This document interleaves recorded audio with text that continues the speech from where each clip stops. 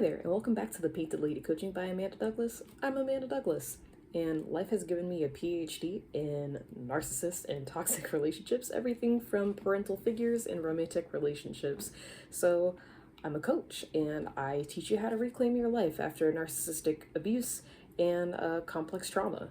So today, we are going over trust after narcissistic abuse in today's video. Trust is one of the things that is very largely impacted after dealing with narcissistic abuse or toxic relationships in general.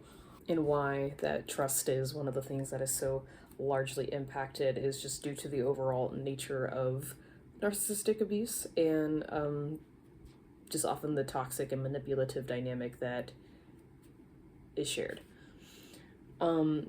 It often erodes at your self-trust and your trust in others, and just very much just alters your worldview from the inside out. Healing and learning to trust takes a lot of time, a lot of self-compassion, and grace, and just patience, just very radical self-acceptance and self-compassion. So with that, we're going to go into how you start learning to trust again. So first and foremost, you're going to start with yourself. You're going to start connecting with yourself, okay? You're going to get back into your body, get back into getting in touch with your body's like emotional and physical signals whenever you are in a situation, and even paying attention to your triggers. I mention this a lot. I also have like an exercise that I like to use when paying attention to triggers, which is identifying the trigger in itself, the emotion, that the primary emotion that is coming up, the story that you're telling yourself along with the trigger, and any behaviors that you might be displaying when this trigger is coming up. Just logging all of this and taking note of it. And also just listening to your intuition whenever you're going into a situation. You want to get more and more comfortable with trusting yourself and listening to yourself. And boundaries. Boundaries is another one. So last video, I did go pretty in depth on boundaries, and along with learning the importance of boundaries and how to set boundaries and practicing setting and being consistent with those boundaries, that plays right into listening to yourself, paying attention to your body and what it's telling you whenever you're in a situation, whenever you're interacting with people, anything like that. Those are all going to play and kind of coincide with each other. So getting into those practices are really going to help build confidence and trust within yourself. And then another way, speaking of building confidence within yourself, that you can do as well is just to set small and manageable goals for yourself, whether that's something like starting a new hobby or changing up your room or starting any kind of project, and any constructive project or a fun project, just to help regain confidence in yourself and your ability to do things. So once you start fostering this connection with yourself again and start to regain a sense of trust within yourself and confidence within yourself, connecting with others. And you definitely want to have a network of people already that you trust, family and friends that you have known for a long time and that you feel completely comfortable with, right? Because this is going to be a very helpful sounding board, I will say, because when I was going through this phase in my life, I definitely had a couple of good friends that I've known for a very long time, and I trusted their judgment like wholeheartedly. And a lot of these friends, like, they kind of helped with being that sounding board and that voice of reason whenever I needed it, for sure. And especially with helping me and reinforcing and encouraging me to like foster that connection with myself. And then also being like a segue into connecting with other people. They introduced me to people that they felt like would also be an awesome friend to me, and that I could relate and connect with, and things like that. So that leads me into connecting in low stakes social situations. So, like I said, hanging out with those people that you already trust, and then having them introduce you to new people, like in just going out for a night. Because like I said, my good friend Nadia, bless her, she introduced me to a lot of really awesome people like during this time, and she and I would go out to like drag shows, and that was super fun. And we would go out and meet like fellow people within the community, and it was like really cool. And we got to meet a lot of different artists and people within like the local restaurant scene that was around that facility where they had the drag show, and it was just very cool. So just stuff like that. Just people that understand your interest and that you want to do cool things with and meet cool people. It's very helpful, and it helps to just find a sense of like belonging and community again. I know that was such a big help for me after a long time of feeling like completely isolated from myself and just having friends, for sure. Which is why I stress the importance of assessing your values and just assessing what your needs are, and, you know, providing those journal prompts that I provide, because this will also help you understand like maybe what interests that you even want to pursue again, or maybe what new ones you might want to pursue now. And then you can meet people within like those communities that are maybe doing those things. And it's very, very healing to do so. Believe what people show you and not what they tell you. So this is one that helps to really use as like a litmus test for like if this is a person that you want to keep around, per se. Because if they're consistent with their words and their actions, if they move in alignment, then that can be a really good sign a lot of the time. Now, if someone is inconsistent, like with what they say and what they do, if they don't really move in alignment with what they say they're about, that's definitely something to keep an eye out for. And a lot of the time, like, this is not necessarily something that you'll see right away. And maybe it will be. Like, sometimes people who maybe are careless in that way, they may tell on themselves pretty quickly. But they do tell on themselves one way or another. So taking it slow, getting to know people, low stakes situations, and watching how they move, and watching seeing if they're really moving in alignment with what they say they're about, is very helpful. And also, like, don't be afraid to communicate your needs. And like when something doesn't align with you, or if it does align with you, like not being afraid to like voice that and communicate that, or like just where you're at in life with people.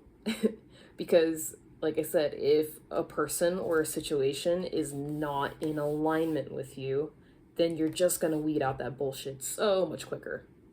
Which, again, is why I stress the importance of getting a solid understanding of your values, so that way you can really also implement that when setting boundaries with people. So having a strong and confident sense of setting boundaries and values, because it just weeds it out so much quicker, and you find the people that are in alignment with you so much quicker. And again, like I teach this within my coaching. Like this is something that I would go over with people within my coaching sessions, because I'm telling you, it is probably like one of the most crucial steps to healing, like from narcissistic like relationships, or just like being in like overall toxic dynamics that, you know, benefited from like, you know, people pleasing, or just overall having like shaky boundaries. It's a remedy, it's a repellent to all of that, which this also kind of segues into like, you know, red flag and green flag behavior. I'll probably make a whole separate video where I do like deep dive into, you know, like, you know, signs of like unhealthy patterns or behaviors and all of that stuff. But just for the sake of in this video, like, you know, consistency, honesty, and respecting of boundaries is really some of the key things that you're going to want to look for in people. Like when people are consistent and, you know, they're very like upfront, and transparent, and they respect your boundaries, and not even just like in the moment, but they say like, yeah, totally get it. And they not only just say it, they show it. Again, like I said, that they are respecting your boundaries. Those are all good things. But when a person is inconsistent and they lack empathy and understanding, and they are showing signs of like manipulative behavior, again, that's, yeah, those are things you entirely want to stay away from. And again, I intend to make a whole separate video where I kind of go in depth about what this can kind of look like, and especially like different scenarios and yada yada. All right, and then lastly, you want to be kind to yourself. The healing process is not linear. There's going to be good days, there's going to be bad days, there's going to be days where you feel like you're fucking killing it, and then there's fucking days when you feel like you're being killed. There's just going to be a mixed bag of all of it, and that's okay. That's totally okay. You need to give yourself grace and like radical acceptance and like radical self-compassion. It's the best thing that you can do for yourself. And like I said, trigger work and processing the emotions and like journaling about these emotions and like journaling the triggers, tracking them, and really sitting with it, like it's going to be one of the best things that you can do for yourself. Something I would say is like, just understand that like these emotions, it's like weather. It's gonna come and it's gonna go, and it's gonna be all kinds of different things. But it will move on, and it will be better, and it will be okay. And then eventually there will be more sunshine than the rain. I promise you that, and I am a living testament to that. All right, so in addition to like the logging the triggers, little prompt that I have for that, which is a fabulous tool, another fabulous tool that I actually learned from my therapist, is trust stars. So what that is so it's a tool where like you basically like you draw out a little star, and I actually like have like a little example for you. So you draw out a star, and then you kind of have like, you know, the person or the situation, whoever, whatever it is, in mind. And then you kind of like, you draw out your different categories, which they can be like whatever you want it to be. So I have one here for you. Okay.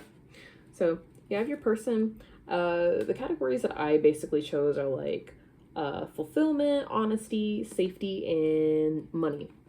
Because, okay,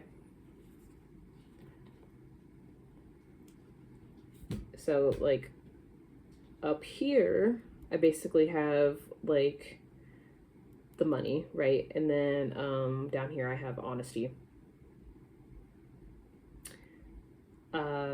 So the closer to the center, the better.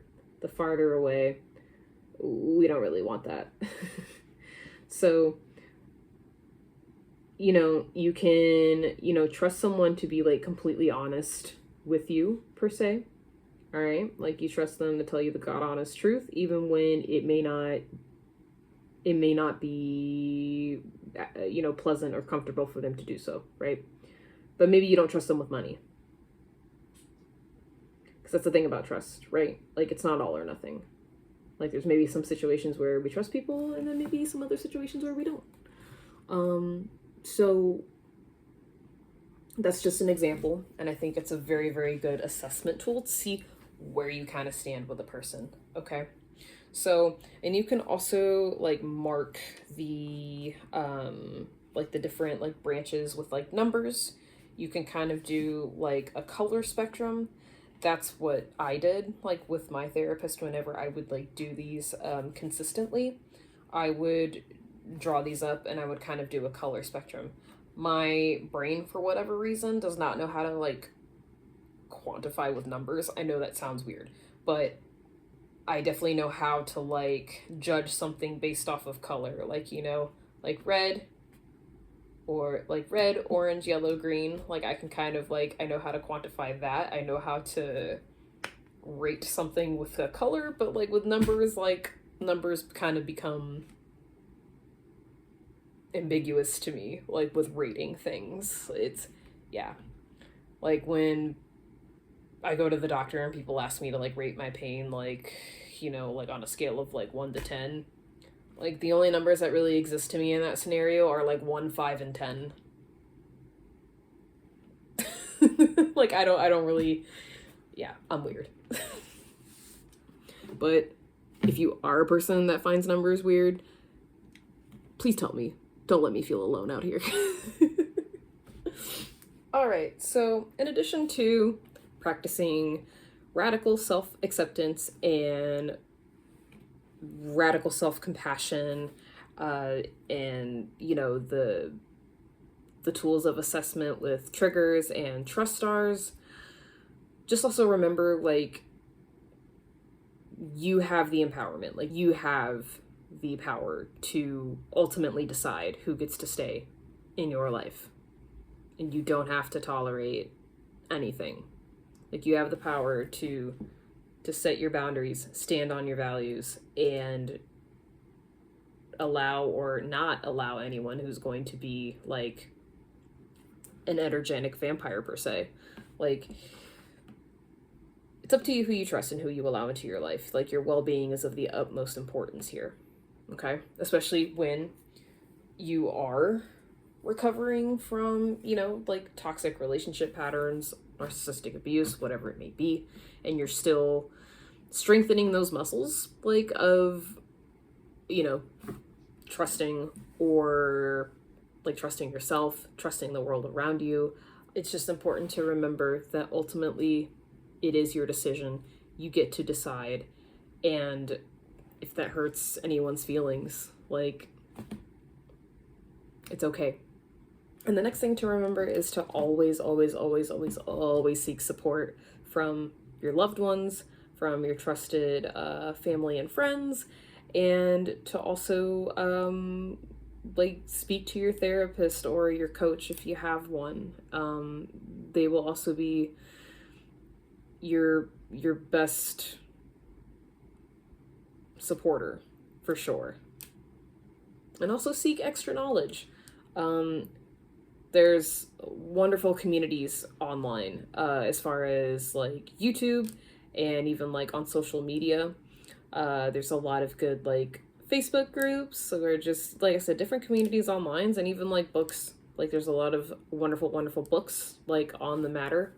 And like seeking extra knowledge is such a wonderful way to like empower yourself as well. All right, and last but not least, there is hope and there is life and there is just an abundance of joy and just an abundance of wonderful things after dealing with narcissistic abuse and toxic relational dynamics. And there is healing, and you can definitely find healthy love. Even after all of it, you can find healthy dynamics after all of it. And I am living proof of that. And I really hope that this can be an inspiration and a lot of help to you. And like I said, I'm also a coach. So if you're looking to start your journey and getting some help on that and some guidance on that, feel free to message me with any questions or a free consultation. And like I said, I hope that you found today's video very helpful and interesting and fun. I love making these for you guys and educating the masses on all of this. It means so much to me. But that's it for now, and I hope to see you again on the next one. Bye.